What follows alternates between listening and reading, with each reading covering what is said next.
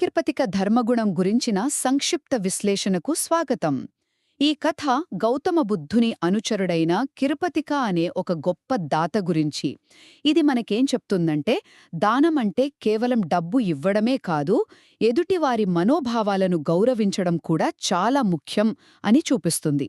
సరే, మొదటి విషయం కిరపతిక గొప్పతనం మరియు ఆయన చేసిన సహాయం. ఆయన అసలు పేరు కిర, కాని ఆయన ఉదార స్వభావాన్ని చూసి అందరూ ఆయన్ని కిరపతిక అంటే నాయకుడు అని పిలిచేవారు. ఓసారి ఏమైందంటే, ఒక పేద వ్యక్తి బుద్ధునికి, ఆయన భిక్షువుల సంఘానికి భోజనం పెట్టాలనుకున్నాడు. కాని తన దగ్గర డబ్బు లేదు. వెంటనే అతను కిరపతిక దగ్గరకు వెళ్లి సహాయం అడిగాడు. కిరపతిక ఒక్క క్షణం కూడా ఆలోచించకుండా సహాయం చేశాడు.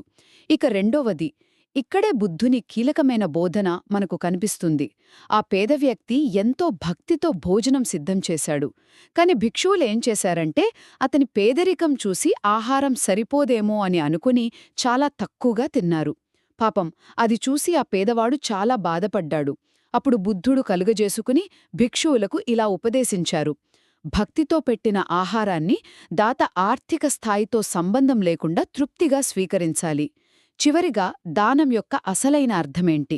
ఈ కథలో నీతి కేవలం డబ్బు దానం చేయడం గురించే కాదు కదా. ఒకరి మంచి పనిలో మనం పాలుపంచుకోవడమే కాకుండా వాళ్ల మనోభావాలను కూడా గౌరవించడం చాలా ముఖ్యం.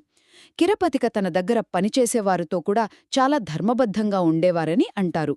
ఇది ఆయన సంపూర్ణ సద్గుణాన్ని చూపిస్తుంది. అందుకే నిజమైన దాతృత్వమంటే కేవలం ఇవ్వడం కాదు, ఇచ్చేవారి భక్తిని మనస్ఫూర్తిగా స్వీకరించడం కూడా.